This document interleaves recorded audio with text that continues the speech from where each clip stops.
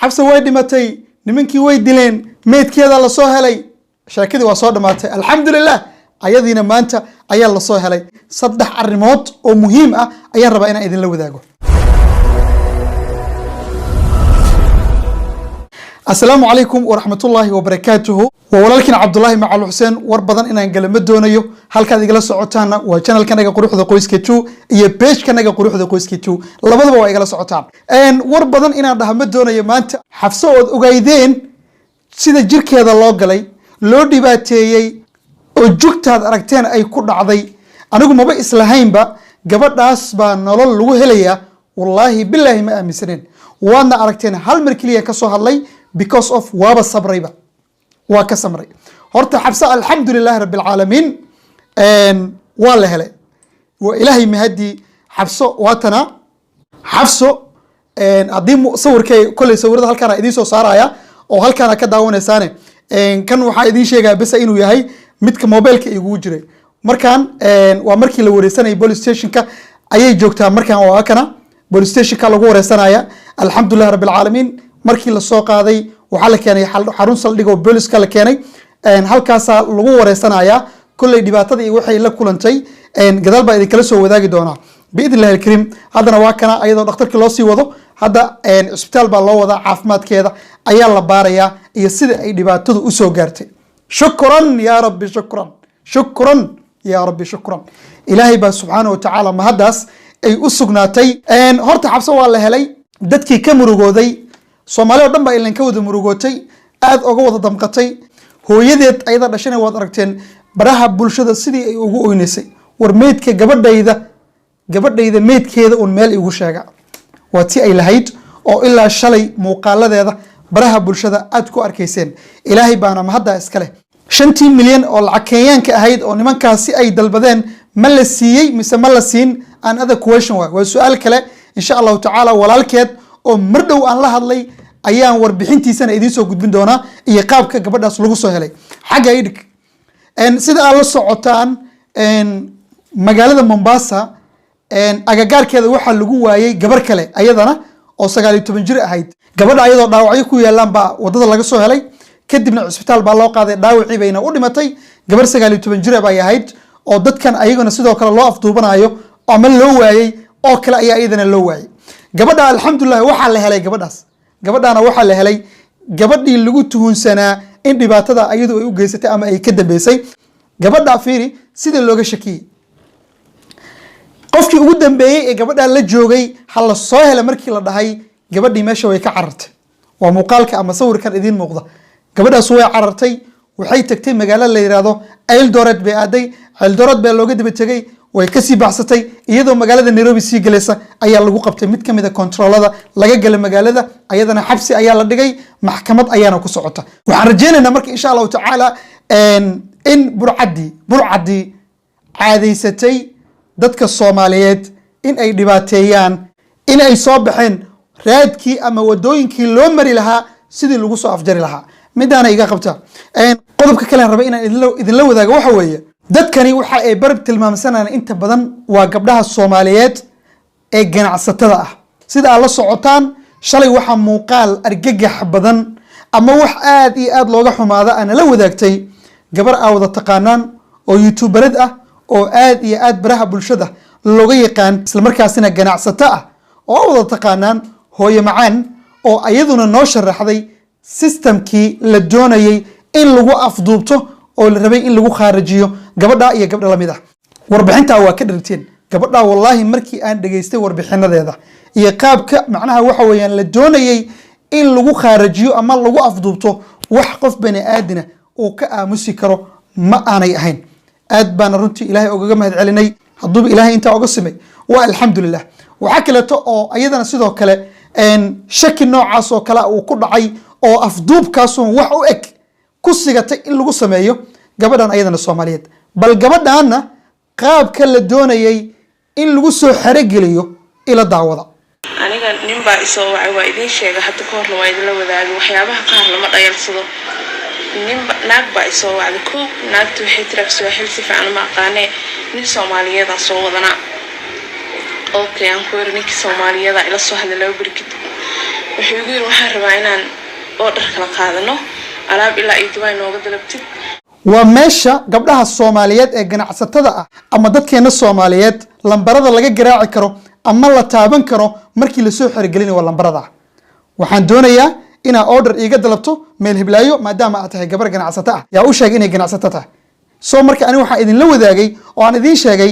dadkan wax afduubanaya in ay la socdaan ama ay ku lug leeyihiin dad Soomaaliyeed oo fahmaya qofka Soomaaliga ee ganacsatada fahmaya in ay la socdaan oo ku lug leeyihiin baan idin la wadaagay soo marka waa meelaha ugu fudud ee qofka laga soo gali kara ilaan qofku waa irsaaqad u joog irsaaqad buu raadinayaa haddii marka la soo waco la yiraahdo waxaan doonayaa order inta la eg ina ii dalabto qofku markiiba ma shareysanayo haduusan taxadar muujinin markiiba wuxuu isleeyahay waa dhiil yar oo ku soo galay bal ka faa'iideyso qofkii wuu ordaya meeshii markuu tago asagii baa fursad galaya dalaq maanada gacantu taabtay waaba la xareystay ba madax furasho asaga looga baahan yahay waa meelaha ugu fudud ee gabdhaheena ama dadkeena Soomaaliyeed ee ganacsatada ah laga soo galo waa ku soco gabadhan waxay tiri marka in wax lagu dalbo oo orderka aan ku dalba dhibaato ma lahan inaan ku dalbana wax weyn maahane bal kaalay oo imaw aan ku dalba lacagtaadina la imawde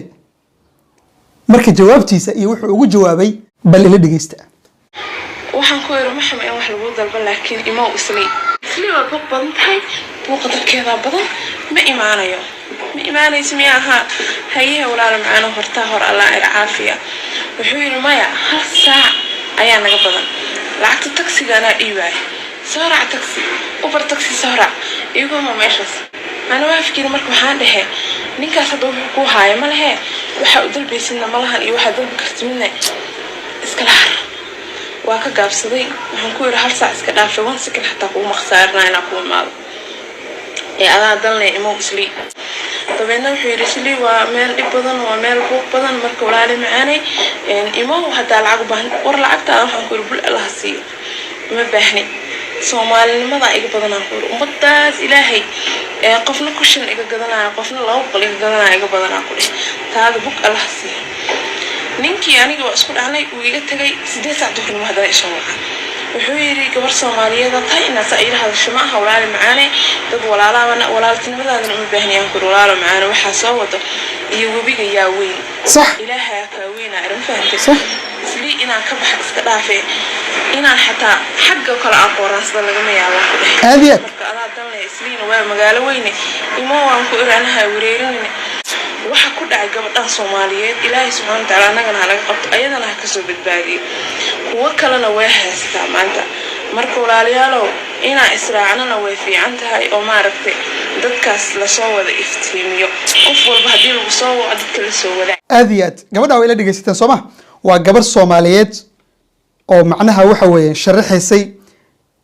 qaabkii loola soo hadlay runtiina waa lambarada ugu fudud waa idin sheegay ee laga taabto dadka Soomaalida ah qofku maadaama ganacsi u joog u yahay waxa la isleeyahay meesha kaliya laga soo mari karo waa xage waa in ama order laga dalbado oo la yiraahdo alaabta halkaas noogu keen ama la yiraahdo order baa noo dalbaysaa halka noogu imo qofkii marka wuxuu isleeyahay waa irsaaqad u jooge ama meesha wax ka soo galaan sidii qofkii ku baxayo meeshii uu tagayaa hadhowna wuxuu la kulmi doono wallahu a'lam soo marka alxamdulillah marka hadda Xafsa waxay soo martay hadda Xafsa way soo badbaaday alxamdulillah wayna joogtaa stationkii markaa ugu dhawaa oo ciidamada booliisku way geeyeen waa la wareystay familigeedii baa loo keenay familigeedii baan la hadlay walaalkeed waliba hadda isbitaal baa loo qaaday insha Allah ta'ala muuqaalkan ka xiga waxaan idinkugu soo gudbin doonaa haddii Ilaahay raali u ka noqdo wareysi aan la yeelan doono familiga Xafsa dhibaatooyinkan dadkeena Soomaaliyeed waa ay ku cusub yihiin laakiin qoomiyadaha kale ee Kenyaanka ah muddo arintan ka dhex socotay inkastoo aanay badneen oo sidan hadeertaan dafdafta ah aysan u badneen laakiin waa ay ka jirtay hadda laakiin waxa moodaa xaggan Soomaalida inay u soo yara badanayaan waxaan rajaynayaa insha Allah ta'ala in ay noqon doonto ka hortag maadaama gabadhii Mombasa xaggeedana la qabtay oo hadda gabar ay maxkamad u saaran tahay oo maxkamaddu ay ku socoto Xafsana ay soo badbaaday gabadhii yareed Hibayrisna ay soo badbaaday oo shalay aan idin la wadaagay muuqaalkaas waxaan rajaynayaa insha Allah ta'ala kuwa kale ee maqana wiil kale waa idin sheegay hadda ka hor 35 jir ah da'diisa lagu qiyaasay inuu maqan yahay waan la wadaagay soo marka wixii dhan waxaan rajaynaynaa inay soo badbaadi doonaan isla markaasina la heli doono wadiiqadii loo mari lahaa dadkana lagu soo afjari lahaa biidn illahi alkariim. waxaana sahlanaan doonta hadduu rabbi raalli ka noqdo dadka la shaqeeya ee soomaalida in si fudud lagu soo heli doono, si fudud in lagu soo heli doono. hadda bal gabadha waxay ka sheekeynaysaa ninku wuxuu yidhi Dubai baa alaab iga dalbeysa. haye dee waan kuu dalbaa ii ima waan kuu dalbee, maya adiga kaale igu ima townka. way diiday. wuxuu isleeyahay marka taksiga lacagta anaa bixinaya haddaad tiraahdo ama ay soo baxdaa nahadhe taksiga anaa kaa bixinaya kaale ma imaanayo. isli way buuq badan tahay. hadday buuq badan tahay waa meel ganacsi. isli waa meel ganacsi.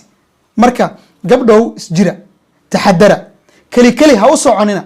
xaaladda waa arkaysaan 3 2 3 4 u wada socda. dhalinyaro rag iyo dumar baan la hadlaya, gabdho keliya gooni kuma aha afduubkan. soo marka insha allahu tacaala muuqaalka waa idinku dheereeyey, inuu intaa idinku sii dheeraadana ma aan rabin. farxaddii waxaa ila tagtay xafsa iyo soo helitaankeeda. ilaahay baa subxaana wa tacaala ma haddaa iskale. ducooyinkeennina waa aqbalmeen.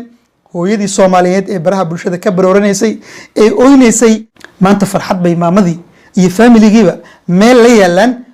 waana ducooyinkeenna aan ugu soo duceynay in faamiliga ilaahay subxaana wa tacaala qalbiga u qaboojiyo. gabadha masaakiinta ee sida xaqdarada lagu afduubtayna ilaahay subxaana wa tacaala gacanta dadka cadowga ay ku jirto ilaahay ka soo badbaadiyo. ducooyinkeena ilaahay subxaana wa tacaala waa noo aqbalay. hadda xafsa way nabad qabtaa, wax dhibaato ah ma qabto. cisbitaal baa la geeyey, baaritaan baa ku socda. wixii ka soo baxo jawaabo ah halkan ayaa idinkula wadaagi doonaa. aad baa u mahadsantihiin. farxadda ila qaybsada. waa walaalkiin Cabdullaahi Macal Xuseen. intaan barnaamij kale dib isugu soo laaban doono nabad diin nooli kulantii. wassalaamu calaykum ورحمة الله وبركاته.